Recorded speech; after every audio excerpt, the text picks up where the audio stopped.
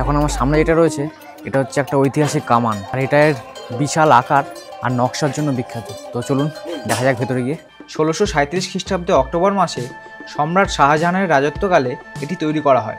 কামানটির দৈর্ঘ্য 5.50 মিটার, প্রস্থ 1.70 মিটার ও ওজন আনুমানিক 7900 কেজি। এই কামানটা দাগার জন্য 17 কেজি বারুদ ব্যবহৃত হতো। বর্তমানে কামানটি যেখানে আছে তার নাম তোপগ্রাম। নামে গ্রাম থাকলেও এটা কিন্তু গ্রাম না, মুর্শিদাবাদের একটা শহর। এটা তৈরিতে অষ্টধাতু ব্যবহার করা হয়েছিল, যার মধ্যে সোনা, রূপা, দস্তা, তামা, জিঙ্ক, টিন, লোহা ও পারদ আছে বলে জানা যায়।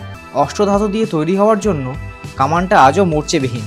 এটির উপর লেখা লিপি অনুযায়ী জানা যায় সম্রাট শাহজাহানের রাজত্বকালে 1637 সালে বাংলার দারোগা মোহাম্মদের নির্দেশে ও হরবল্লভ দাসের তত্ত্বাবধানে তৎকালীন বিখ্যাত অস্ত্র প্রস্তুতকারক শ্রী জনার্দন কর্মকার এটা নির্মাণ করেছিল। নবাব মুর্শিদ কুলি খাঁ ঢাকা থেকে রাজধানী মুর্শিদাবাদে স্থানান্তরিত করার সময় এই কামানটা এখানে নিয়ে আসে।